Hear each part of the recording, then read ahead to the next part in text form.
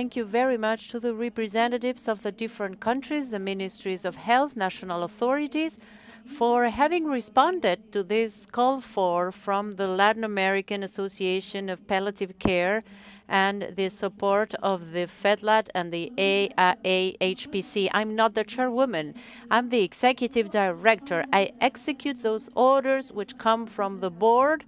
Ruka Larsbrut will be here tomorrow.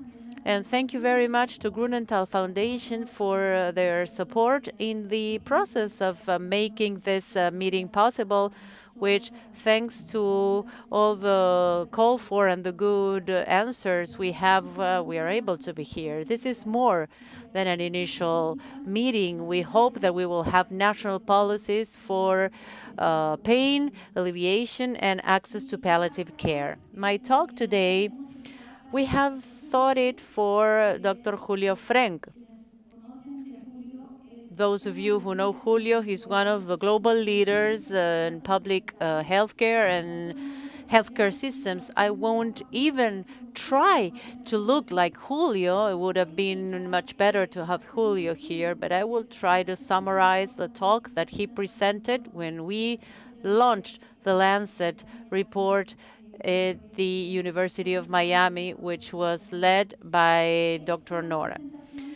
Well, this presentation has to do with what Felicia was saying a while ago, and I wanted to emphasize one idea here. Thanks to the fact that we had the participation of people like Felicia, who's an economist, people who normally were outside this area or did not participate in the palliative care sector, we have now figures like the ones she presented, which were alien to us before, and we didn't have them as tools to lobby before the ministries and to work towards the preparation of national policies.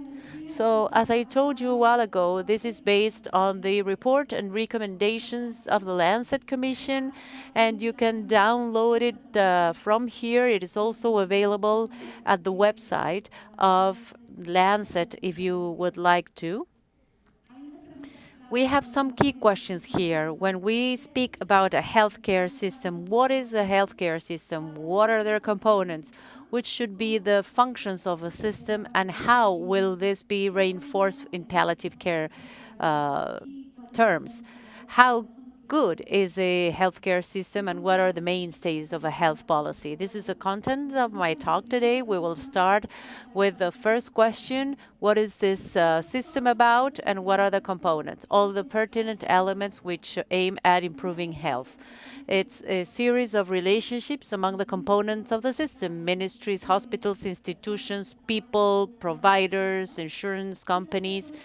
And people have 4 roles to develop. First, the users of the service when there are patients. Then they are an important source of funding because either they pay taxes or they finance the health sector through taxes, or it is an out-of-pocket expenditure. They demand and exercise their right to health, and we hope that they all do this, and they play an important role through their habits and behaviors in their own health terms and other components of health.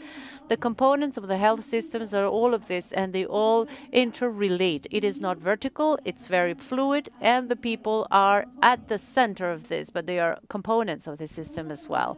Second question, what should be the functions of a healthcare system, and how will this system be strengthened in terms of palliative care?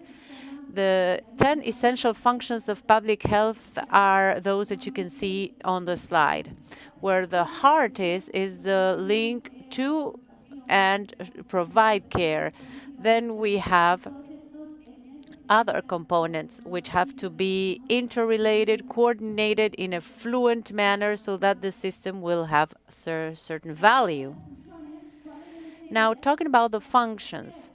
What are the functions needed to reinforce palliative care systems? First, management. The definition of priorities is one of them. Implementation of awareness and education campaigns.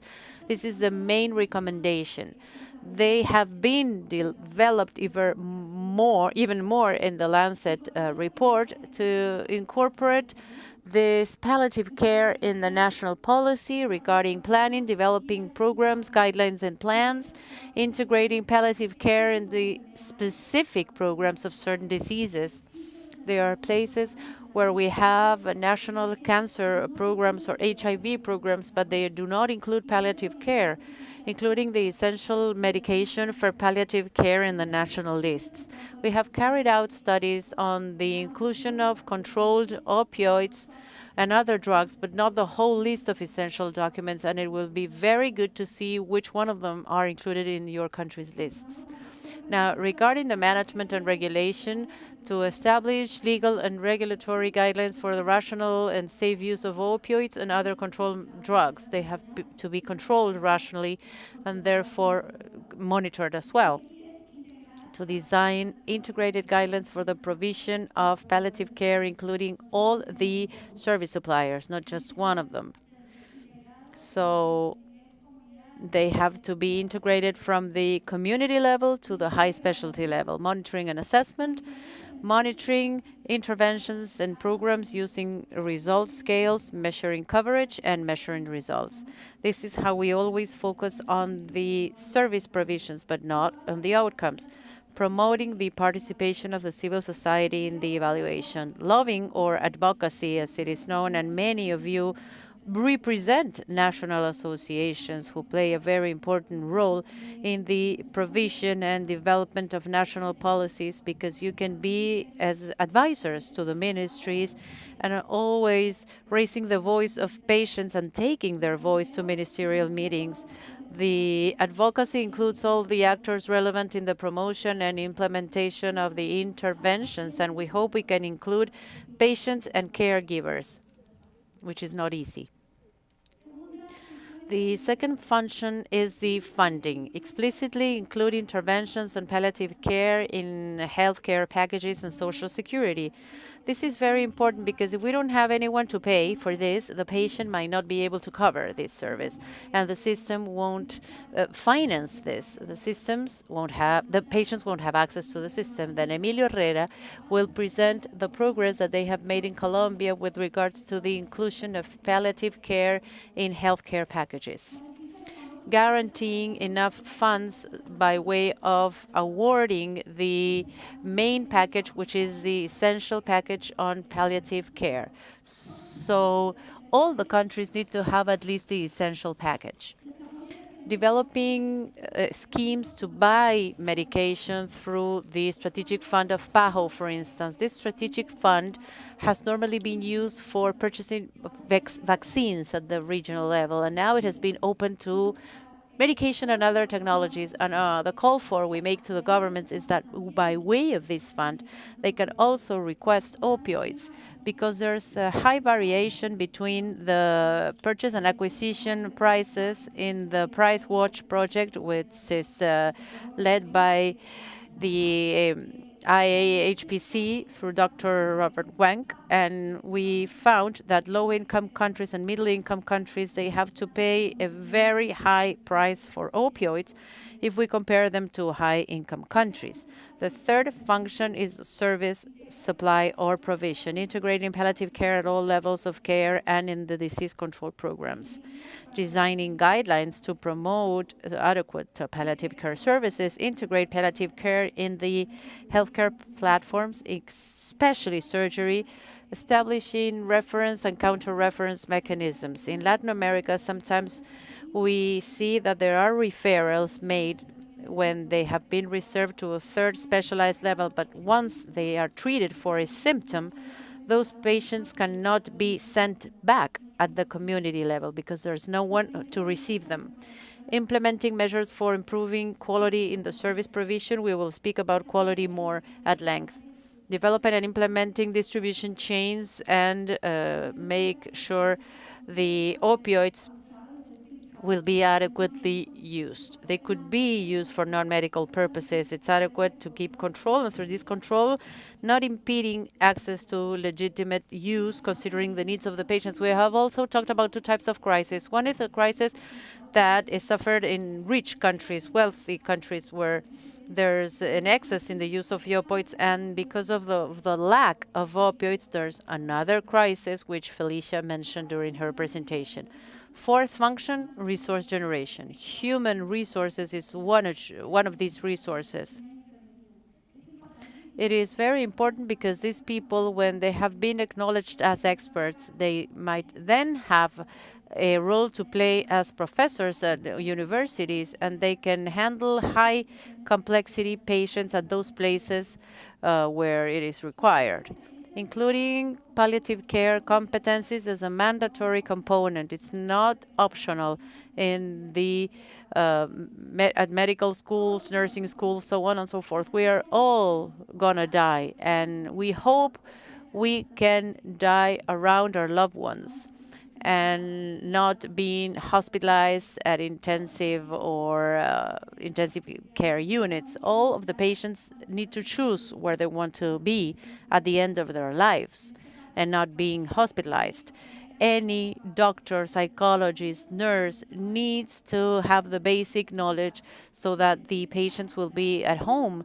And if it's necessary, they should also have the possibility to talk to someone who's an expert, even if it's at distance, requiring that all the professionals involved with seriously ill patients to be in touch with them. Incorporating the access to palliative care, the quality of service, and the indicators of financing to the healthcare system information systems. When we talk about healthcare systems and their capacity or the success of these services, I think about the number of days they can live, or when the life expectancy is extended. We want to think about life quality as well. We don't want to switch one for another, but we want to take into consideration the quality of life. Felicia is working with her team to develop indicators that will be specific to see how efficient are countries in reducing suffering, not maybe making their life expectancy longer, but managing their quality of life better. Then we have to make sure that these services are financed. The third question is, how good is this service? How can we measure the value of a healthcare system? It's the transition of quantity to quality. It's volume to value. This is how it's known in English. Most of these systems have been compensated based on their volume. The doctors are paid for the number of patients they deal with, and much more than due to the quality they present. So there now is a trend to measure the impact, not only watching over the service, but what is the outcome of the service. And there's also a trend, and this is why it's the quality of the service and not only the quantity. This is focused on the subjective personal experience and the clinical outcomes, not what the doctor says, not what an indicator says or a table, but what the patient says. In palliative care, the providers have seen this directly, where the patient and the relatives express a lot of satisfaction with the care that they have received, even when the patient dies, and therefore the indicators will be like a death that it shouldn't occur. Sometimes we cannot distinguish between preventable deaths and deaths. This is very crucial in both of the situations. So the system might improve, and there might be very good things being developed through these systems, going from volume to quality and combining all of these aspects where the whole health system will improve, not only considering the personal experience of the patient, but considering the whole system as a whole. This shows how the transition is from what we've been doing first, which is a volume-based first curve, to value. It's volume to value. It's a transition that the systems are using right now. They are becoming aware of this. And now I will mention a book, Improvising Medicine, by Julie Livingston. She was there at Gaborone, Botswana, for his doctorate thesis, and there are different chapters in this book, which is the cancer ward where she worked. And she says most of the patients who came to the hospital were at advanced stages, and many of them were denied admission because their disease was already too advanced for treatment. Think about this. When the disease is too advanced, what would you do as a person? You don't have any role to play. This is the message that goes out. And how many health systems in our Latin American countries are going through this? How many patients are going through this situation where the patient is being abandoned by the system? There's discrimination because their condition is incurable. How to relieve this suffering? And the essential package has a very key role to improve this suffering and pain.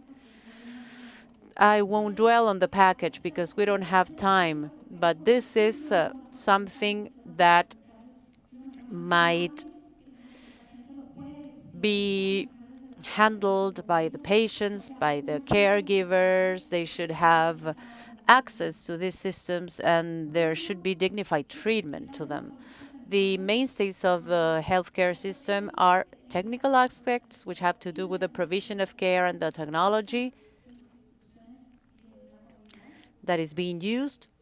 Policies, which is the science and art of reaching an agreement around goals and values. And ministers know about this in all the agreements they have to enter into with academia, and the ethics, which is the group of norms and values. But access to palliative care and pain treatment is a component of the right to health. Unless we acknowledge that it is fundamental, we cannot create this mainstay, and we will not have a good outcome. Palliative care is essential to attain universal health coverage and the Sustainable Development Goals. In Latin America, there has been progress in the development of palliative care. However, there are just a few countries which have implemented a public policy with comprehensive strategies. We still need more countries to take this level of decisions. So there are laws, programs, education, service provision, and access to medication.